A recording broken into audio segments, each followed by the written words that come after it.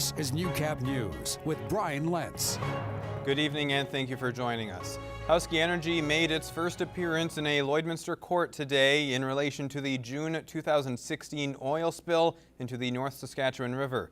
The company is facing one charge under the Provincial Environmental Management and Protection Act and 9 federal charges. The penalty for the provincial offense is a maximum of $1 million per day of the offense, and the federal charges actually have higher penalties than that. The case was adjourned to June 21st to allow Husky time to review tens of thousands of pages of court documents and give the Crown time to finalize federal charges. The Crown can go by indictment, which is a more serious way and with higher penalties, or they can go by summary procedure, which is less serious with lower penalties. So there's a couple of counts on the federal side where the Crown needs to first make that election. The oil spill forced the communities of North Battleford, Prince Albert and Melfort to shut off their water intakes for nearly 2 months in 2016. Well, Alberta Health Services is advising all individuals who received water from KNC Contracting Limited in the Lakeland area to contact AHS Environmental Public Health. AHS issued a closure order March 8th for obtaining and delivering water from a source that is not considered potable and may contain bacteria and/or viruses that could lead to illness. The operator may have delivered to the communities of St. Paul, Smoky Lake, Bonnyville, Cold Lake, and surrounding areas. Anyone who received water from the company at any point is asked to contact AHS, as the investigation has not revealed a complete list of the hauler's clientele. KNC will remain closed until operations comply with AHS and legislative requirements. When you see news happening, let us know. Grab your phone and hit record and become part of the Newcap News team. It could make you $100 richer. If you capture news happening, drop us an email at tvnews@newcap.ca. Welcome back. When you find your passion, usually you follow it all the way through. Gerard Lampow learns why the dreams of some area kids are in danger as half a century of funding is being pulled. It's calving season and many area producers are working around the clock bringing life into the world. 4-H'er Cheyenne Porter ranches with a family in Wainwright. She has been accepted to the Animal Bioscience program at the U of S and wants to be a vet. The Alberta Government is switching funding from that program to Calgary in 2020. What had happened is I had applied into the program in October, and shortly after I applied, that's when the news came out that the funding was cut to U of S. So when that happened, it worried me because I wasn't sure what would happen with my future. Porter is discouraged by the government's shifting of funding. She wants to go to her preferred school, especially for the on-site farm option. That's one of the reasons I wanted to go to U of S was because they had the farm right there, and you get, from what I've been told, you get a lot more hands-on. And for me being on the farm, I want to focus more in large animal. While the U of S has on-site farm facilities, Alberta's Advanced Education Minister assures the U of C can deliver on-farm places to do clinical work with large animals. The University of Calgary has worked very closely with rural communities to make sure that they have placements for students to work in rural settings and are turning out veterinarians who are ready to go to work in rural settings. MLA Richard Starkey argues the government's savings does not factor in the cost of increasing the capacity in Calgary. Starkey says since demand to get into the school is high and Alberta already has a shortage of vets, the government's shifting of seats will not fix the vet shortage, especially for the rural mixed practice. Saskatchewan, the Western College of Veterinary Medicine in Saskatoon, does a very good job at producing that sort of veterinarian. Close to 60% of the veterinarians that come out of the vet school in Saskatoon go into rural mixed animal practices. As Alberta exits the 54-year-old agreement among prairie provinces, the government says it will save taxpayers about $3 million annually, but students like Porter are caught in the transition. So I'm still doing my pre-veterinary at U of S and hoping things change that I'll be able to go, but if not, I'm limited. I'm forced to go to Calgary. Gerard Lampow, Newcap News. With Easter break coming up, the RCMP wants to remind the public to take proper safety precautions this coming holiday. With the certain increase in people traveling, traffic will be much heavier in some areas. Anytime people are on the roads over long weekends, there's a lot of things to consider. Traffic, for sure. We're going to see higher amounts of people on the road, so just make sure that you're paying attention to what you're doing. I know you're going to be with family and having fun and having conversations with friends, but make sure you keep your eyes on the road. Pay attention to what's coming at you. If you are celebrating the holidays, make sure you are responsible and have a safe ride home. If you're going to be out there and you're going to be drinking with family or friends, make sure that you always plan ahead. Plan a safe ride home. Make sure that you consider about how much you're going to have to drink. If you are going to be impaired, that you don't drive, that you have that sober driver, or if you're in town, that you get a cab or just have somebody else come to pick you up. The RCMP urged the public to report any kind of dangerous or impaired driving.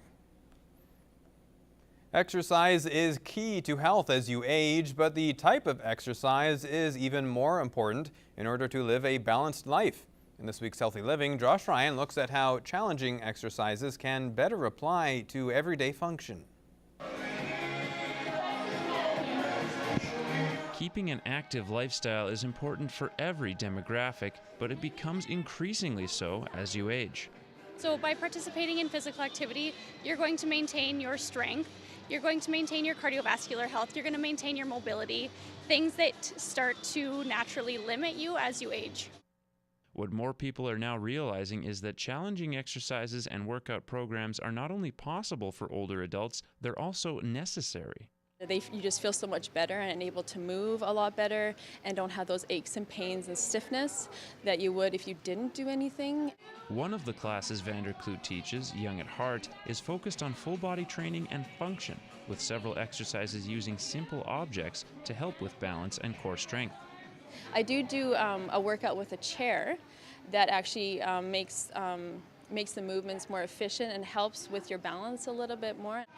Many exercises are designed to utilize your glutes, muscles that often don't receive enough attention.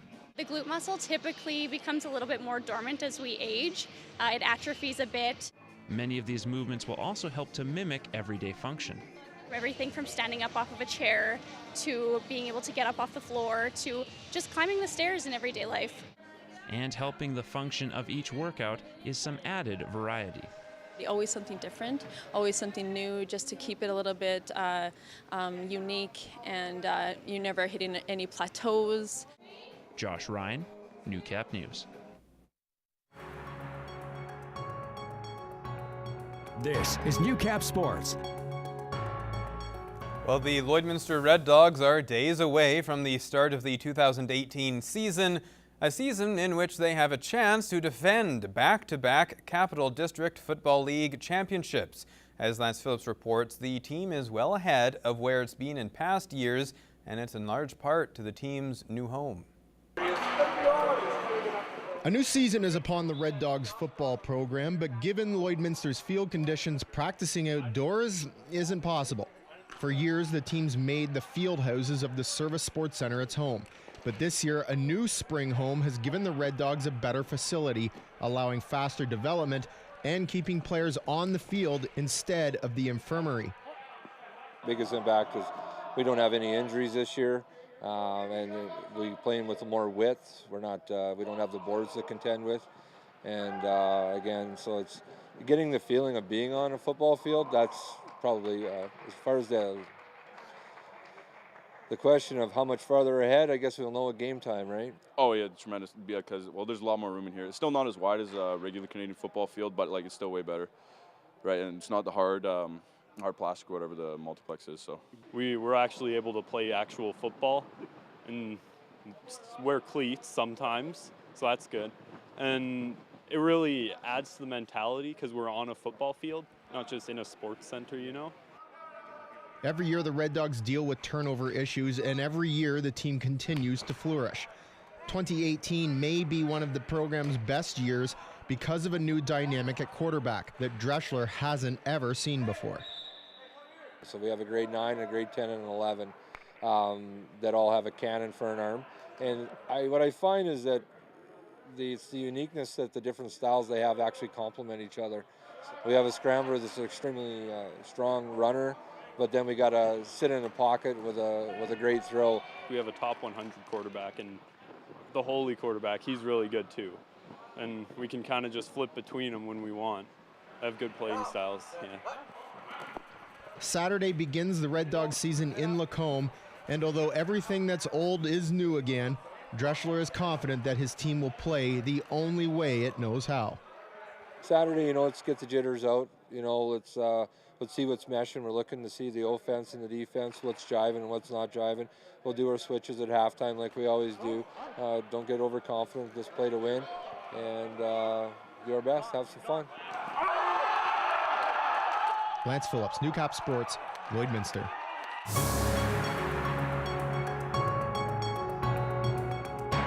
This is Newcap weather with Gerard Lampau.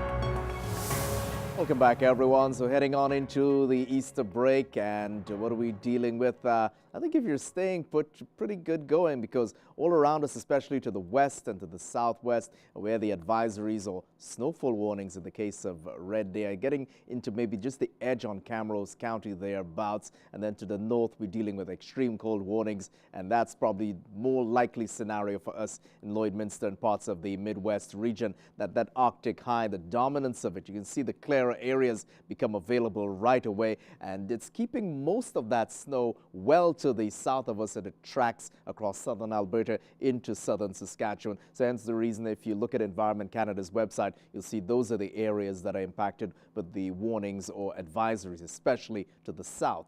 Minus 11 in Vegreville for tomorrow, minus 10 to Edmonton, minus 11 out to Lac La Biche there. And again, all of these numbers you're looking at, put about 8 to 10 degrees on that to get what it really feels like around our area, mostly around the minus 12. So again, it'll probably feel anywhere from minus 18 to minus 25 at best, especially with 15K winds. For towns off to the northeast, minus 13 at Isle Cross, Maidstone areas, minus 10 at Green Lake, minus 11 at Meadow Lake areas. So that's basically the pattern that we're dealing with, and that will continue throughout the weekend. At the back end of this system, showers in Vancouver for their plus 8, variably overcast in Edmonton for minus 7, some cloud cover as well for Whitehorse at minus 1, minus 20 out to Yellowknife. And you can see where the colder air is impacting, certainly as it descends on the prairies there. You can see the warmer areas in green, and then this purple shade here. Minus 15, mainly clear in Regina. Minus 11, mainly clear skies in Winnipeg as well. Off to Toronto, showers for plus 5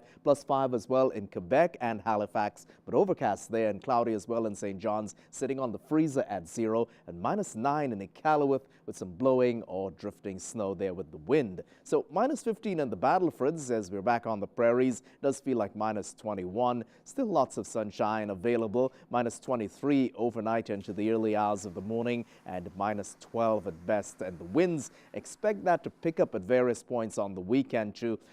This graphic says north anywhere from 15 to 28, so let's say 15 to 30K, and we could certainly see a gust or two around the 35 kilometer per hour mark there.